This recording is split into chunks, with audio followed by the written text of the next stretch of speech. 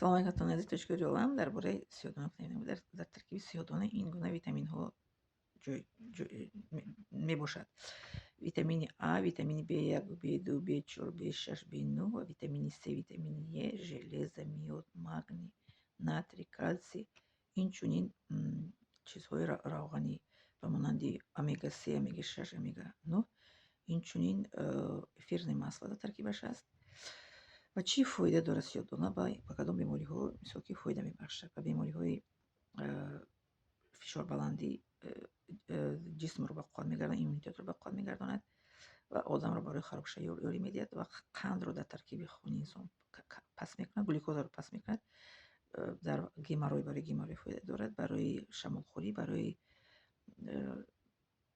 عصب ها، دیپرسی، استرس، برای بیماری های پوست، برای بیماری آسما، بیماری اپیلپسی و بیماری چی میگن مرچ میشه، ایمپتنس.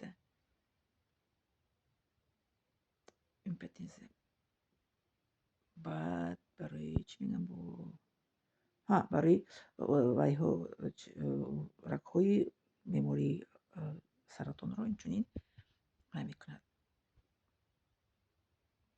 برهم میدهد. بله، رگ های بیماری سرطان رو یعنی که قابلیتش رو پس میکند، همون فعال میشد که مثل انسان رو تیز به بیماری دوم، سوم، چهارم آخری بیماری سرطان بوده میرسوند، همون رو قابلیتش رو پس میکند، نمیگذارد که به بیماری وزنین رفته رسد، یعنی که злокачественный نمیشود و доброкачественный میموند انشاءالله. خب من خیلی همین گونه همتون از این سامت خونسا باشه. بعد انا که درباره که با چگونه انسان ها ممکن است که استفاده برن روانی سیودان رو کودکای تا 3 ساله که خاصه که الرژی دارن از یگان چیز و انسان هایی که اپراسیا کردن یا که یگان عضوی دیگه رو با یک گرده ترانسپلانتاسیا میگن که یک پریسات ارگان هسته و کسانی که فشار خونشون پست می باشد و چی میگن گاستریت و یازوا پس از جراحی.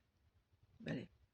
و چگونه ما روان سیودان میتونیم که انتخاب کنیم؟ روان سیودان وقتی انتخاب میکنیم بوی شروعی دارد و کم تا بوی تیز مانند دارد و او رو در همه فصل سال میتونیم استفاده بریم و باید که همون وقتی که میخرید که نگاه کنید که همون شده نباشه، محکم باشد همون چیش سرپوشش و سرخ گلدنسش بینید که از 2 سال گذشتگی نباشد وقتی که میخرید.